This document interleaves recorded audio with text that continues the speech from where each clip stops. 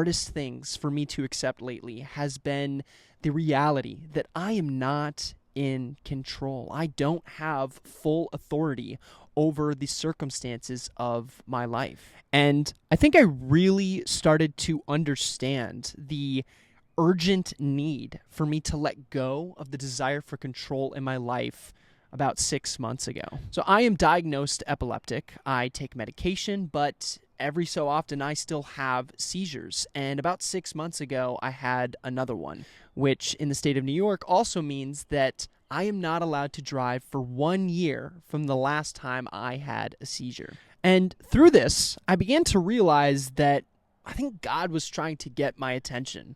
I've never focused on the possibility that I might be withholding control from God, like that I have been too focused on not giving him full authority over my life.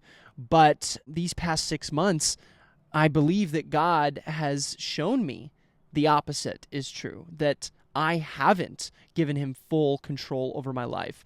And throughout these past 6 months, I have learned a transformative truth that when you surrender control over to your life, even if it is, in my situation, not optional, when you do surrender control of your life over to the Lord, you watch him work miraculously in your dependence on him. And because of this, I was reminded of Paul's situation in 2 Corinthians chapter 12, where he is experiencing a thorn in his side and he's begging God to take it away, to which God says, "Paul, my grace is sufficient for you. My power is perfected in weakness."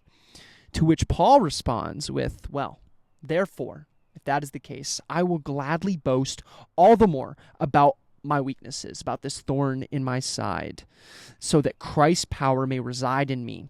So I now take pleasure in my weakness, my insults, the hardships, the persecutions, and in difficulties for the sake of Christ. For when I am weak, I am made strong." And that has become the transformative truth that I've learned through the lack of control in my life over these past 6 months. And as men, it is the complete opposite of our natural instincts to surrender control in our lives. But what Paul teaches us is that we need to surrender that control over to God. And it is only then that in that weakness of surrendering control that we are made strong. And a few weeks ago, I called the DMV and they approved my appeal and I am now able to drive again.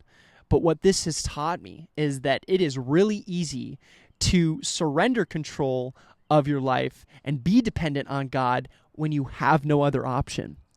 When the test really begins is when you do have the choice to have control or surrender control. And for those of you who can relate to the struggle of surrendering control, I want to share with you a passage in a devotional I read recently that I think will really help encourage you and challenge you here with surrendering control. Your weaknesses are not the big danger that you should fear.